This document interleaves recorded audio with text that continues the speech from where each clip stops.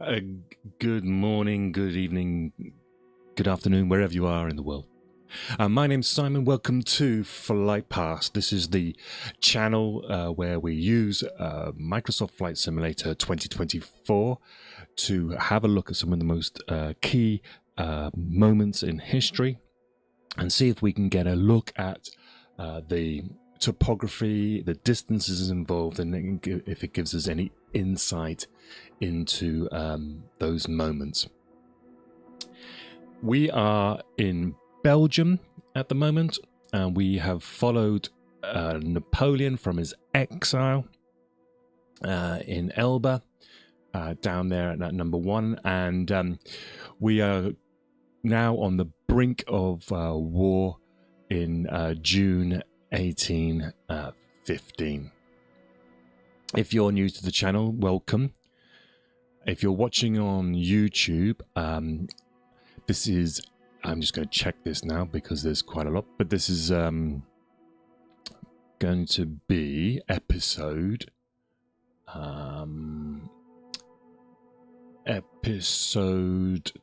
30 something. What I do, basically, the reason I don't know what episode it is because I record this live on Twitch. There is no editing. So I'm flying live, talking live, no edits, but there will be little breaks in between, and then I chop them up and bung them onto YouTube. And so you can follow at your own pace, VOD, I think is the word, on YouTube. For the Twitch people, you can join me live. You can chat live, you can say hello, you can do all that sort of stuff. And if you do, your chat will appear on the left-hand side of the screen because you are my co-pilot. And you are in charge of making sure I don't crash. So you're not only you're making sure I don't say anything wrong, I don't say any facts that are wrong, I don't mix up any words, I pronounce things correctly, I don't fly into anything, I look at my instruments every now and then, and you tell me where to go. So they're all your responsibilities. Mine is just as your host, and so I'm just here to conduct a discussion is the idea. Now, forgive me if I plug this sort of stuff every time I come on. We're a very small channel.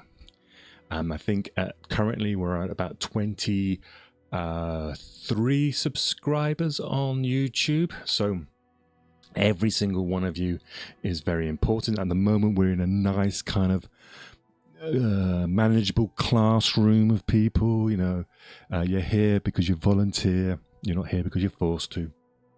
And on Twitch, we're on about 74 followers. So I think they do this thing on Twitch where they give these sort of false targets that you're trying to achieve. So I think my one is to get to 80. So you know your follow could be very important to me. Don't underestimate the power of your likes and loves and things like that. So today.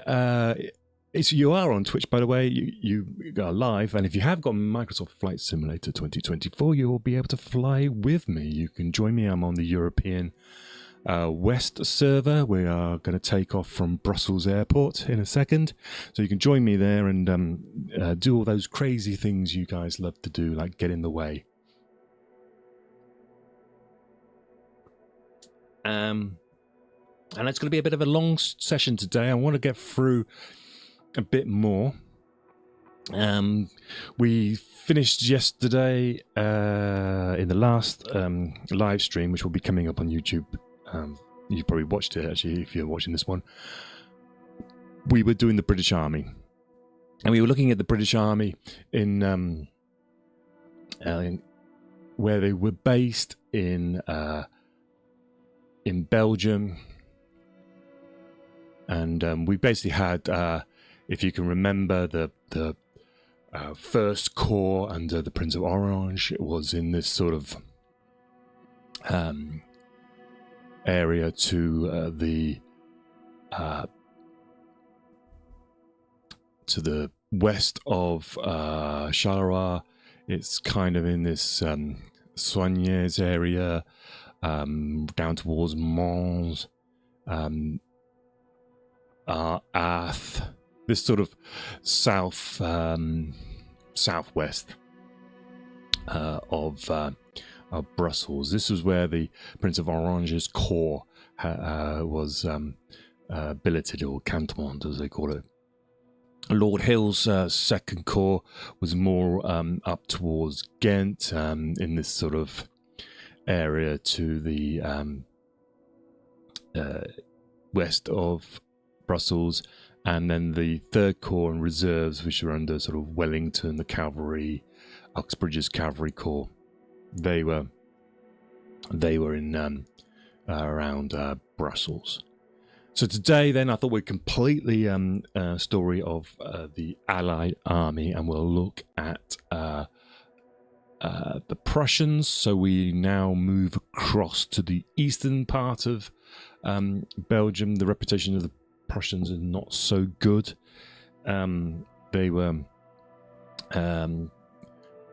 living off the land. There was disgruntlement with some of the ways they acted, but they what we're going to do is we're going to concentrate. We'll fly off and we'll visit this place called Tienen. Now, in the other stream I mentioned Thielmont. This was the place where Wellington and Blucher met around about April, I believe, 1815, and decided their course of action and who would do what in what particular circumstances. In the books I was reading,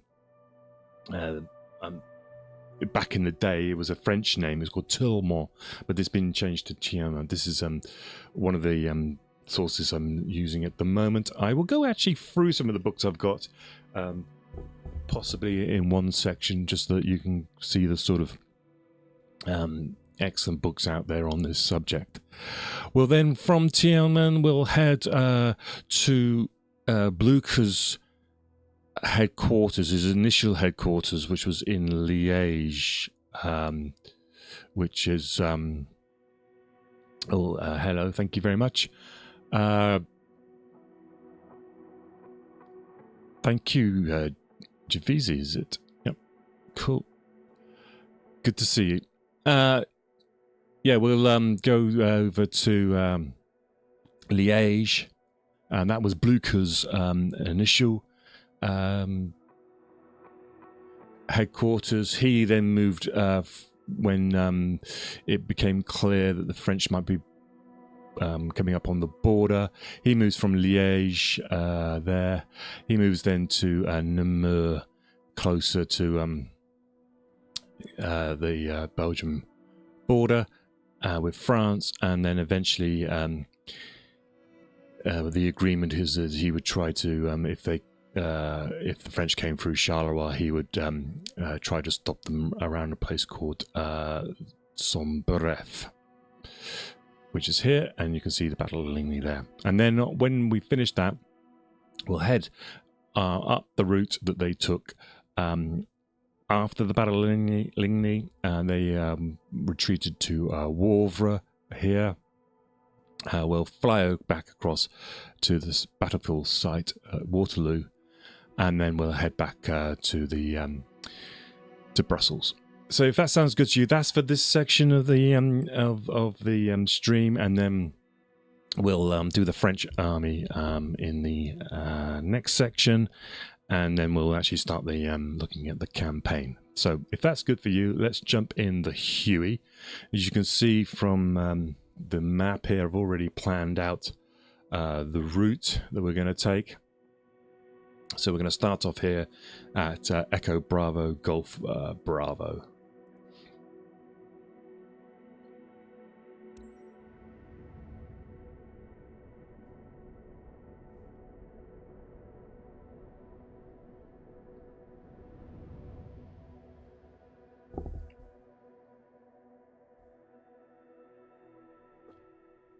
Thanks, Jafizi, for your link to your Discord. By the way, anybody who does that, I'm not going to join it, so...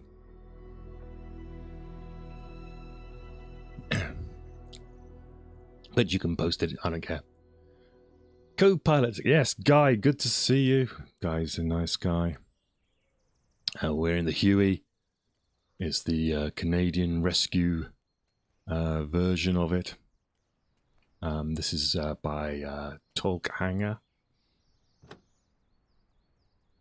I can't sometimes remember how to start these things.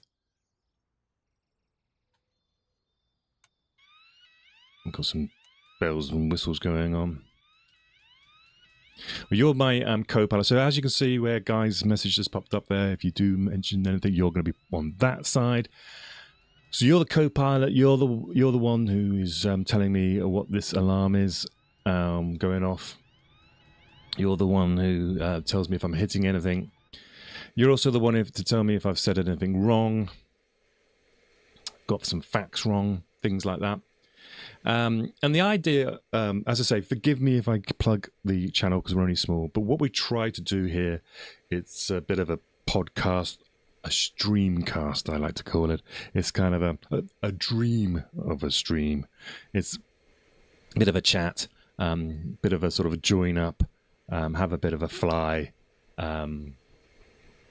just relax, let the world wash over you. And you'll learn something, hopefully learn something. I'm not saying I'm an expert on these things. I'm very much an amateur historian. I would love proper historians to come on. And if they did, they would be in the middle. They get pride of place in the middle of the Huey and in the jump seat. Still got the old alarm going off.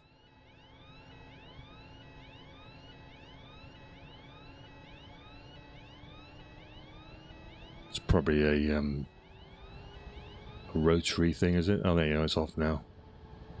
I suppose. Now we got oh, it's a guy in the back today. Hello, good to see you. Nice GoPro. So yeah, normally you guys are on the left, any guests will be in the middle. You got the subject at the top and a date on the right. Like, let's get in the air, let's follow the this blue line here. We are just to the north of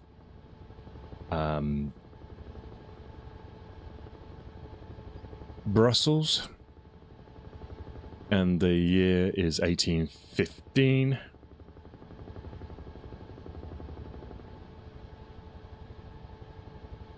And the idea is that we can get in the Huey down and low. We can have a look at the lay of the land and check out how that affected the battle itself. But initially, what we're going to do now, we're going to do a tour of the area that was the responsibility of the Prussians in the campaign. It's to the east of Brussels. Their supply route went through Liège. Back towards Germany, and it's important to realize to understand these supply routes, because they were something that Napoleon was very much aware of, and his strategy a lot of the time was to force an army back, and he would, because he knew of their supply route, then he kind of knew of their most likely way that they would try to retire from a battlefield, and with that knowledge then he could isolate armies, push them away from each other and try to defeat them in turn. So we're heading off towards the first place, which is Tilmont. Now if you remember from the previous episodes we've done, this was where Wellington and Blucher decided that they would. They met up and they made some decisions about what would happen if certain things occurred.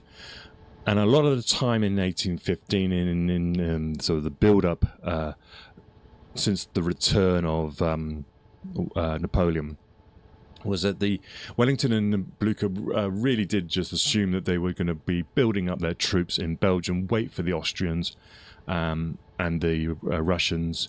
The Russians would act like a reserve because they had further to come. And then once they got their numbers up, their troops up, they would then invade basically France.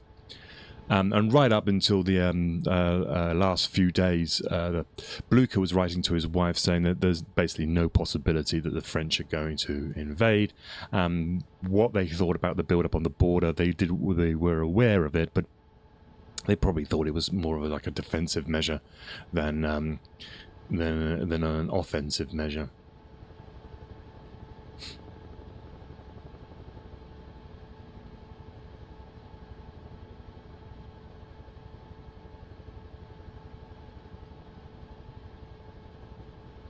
I just going to check, see if I've got live weather on, actually. Let's try it with live weather.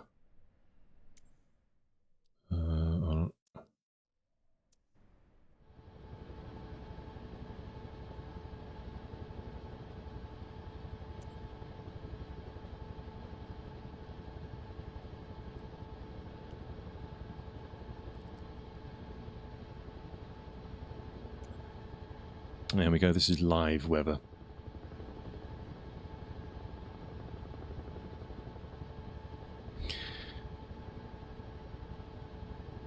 So when they were at Tiananmen, they made some decisions of what they wanted to do. Now, one of the things that they did get after the Battle of Waterloo, they got a lot of flack for how far dispersed they were.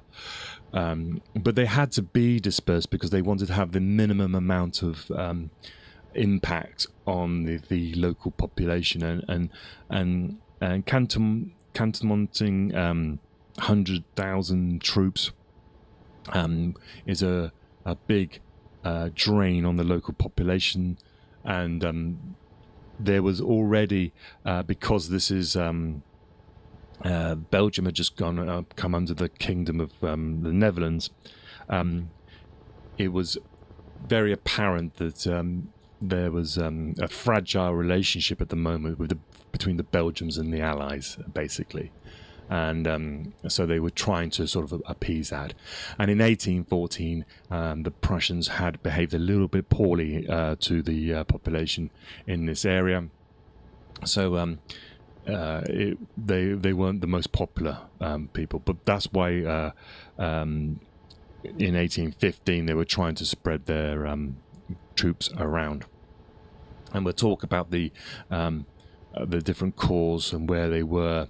And this has an impact on the Battle of Ligny and also on the Battle of Waterloo, because not all the corps of the Prussians could get to Ligny, which left at least one corps that was fresh to be able to lead the drive to the ridge at Mont Saint-Jean.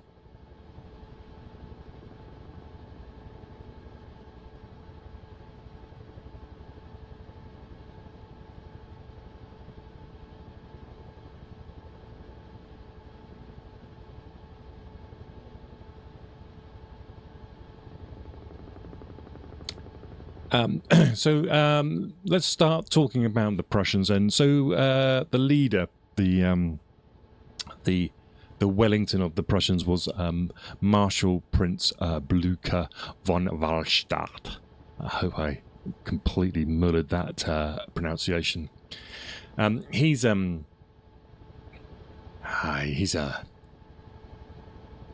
man. You know, he's the highly spirited, daring, the Brian Blessed of the Prussian world.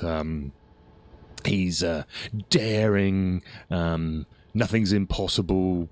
Winston Churchill of the Prussians. He was bordering on rash, but he was a distinguished hussar. He'd been he was obviously very brave. And he's had a reputation for being vigilant and harassing his army. He was that cavalry guy, the cavalry that chases the enemy, harassing their rear guard. Now, the Prussian army has been developing back in the sort of late 18th century, sort of 1792. They and this is under the Frederick the Great's army. They were defeated by the French at Valmy, and they also were suffered defeat on the Jena campaign, Napoleon's Jena campaign of 1806. And this, they had a reputation, the Prussians, at this time, but these defeats, Valmy and the Jena campaign, put pay to that. And it was basically because Napoleon's mobile forces, these sort of corps, these mini armies that could operate individually without his, over the horizon, meant that Napoleon could outmaneuver his enemies. And the Prussians were very much still giving battle in this sort of infantry lines with artillery in the center and cavalry on the flanks, kind of stuff. And the French, the more mobile French, managed to show that was a dying tactic.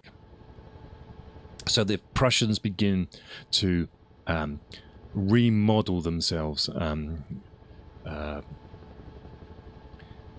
they have conscription. They model themselves on the French army. They bring in some younger officers, Schwanhast and Gneisenau. They begin to take control. They have a more methodical way of dealing with things. But they remained under the control of Blucher, and Blucher was probably more of a figurehead at this time, but still a key element. And the relationship between him and Gneisenau, especially his chief of staff, it seemed that Gneisenau was very much cautious, less trusting, and Blucher was much more trusting. And that relationship, especially when it comes to Wellington, will be very important when we get to that part of the story.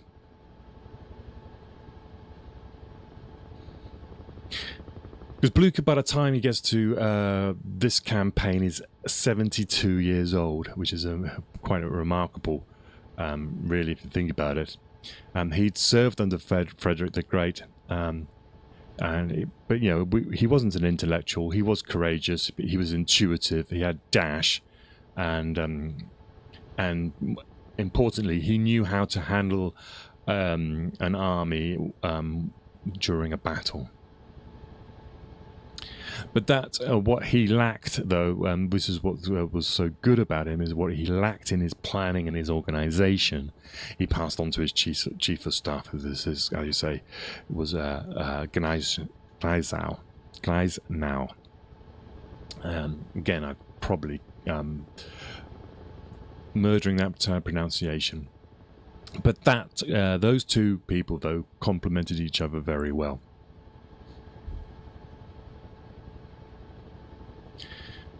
And so they had they organised the Prussian army back into the French model, which meant they had separate corps, and each corps contained elements of infantry, cavalry, and artillery. So they're operating almost like these little mini armies going around.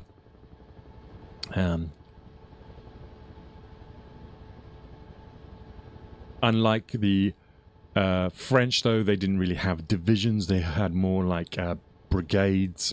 But basically, you read a Prussian brigade for the equivalent of a French division.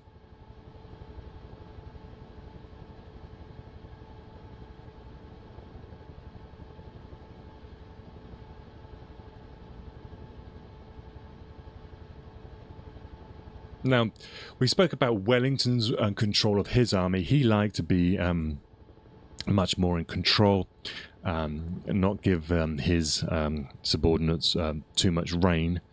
The Prussian method meant that a lot of the time these corps are acting independently.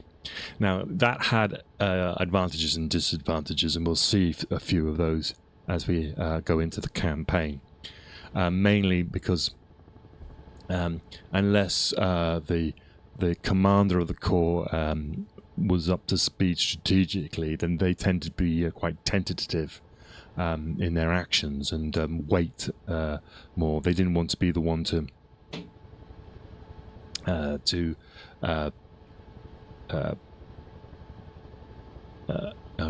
make a mistake, if you know what I mean.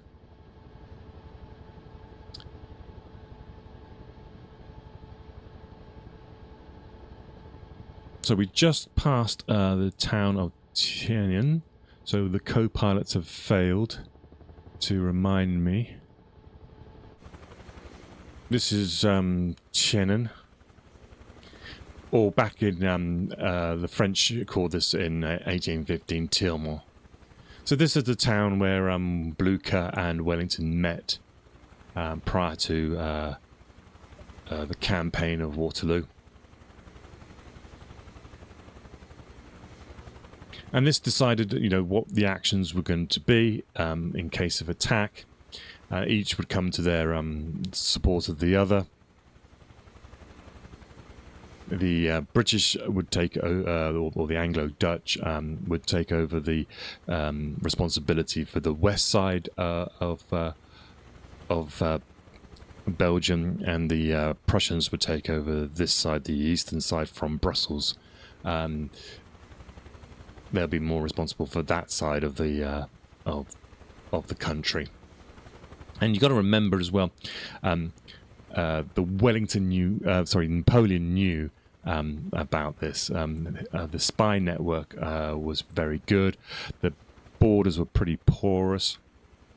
So the line that they chose to separate along was along that north-south road from Brussels down to Charleroi, and this is what Napoleon was aware of that. Now, Napoleon probably had two options here. He could attack basically Wellington's right flank, threaten his supply route, supply lines.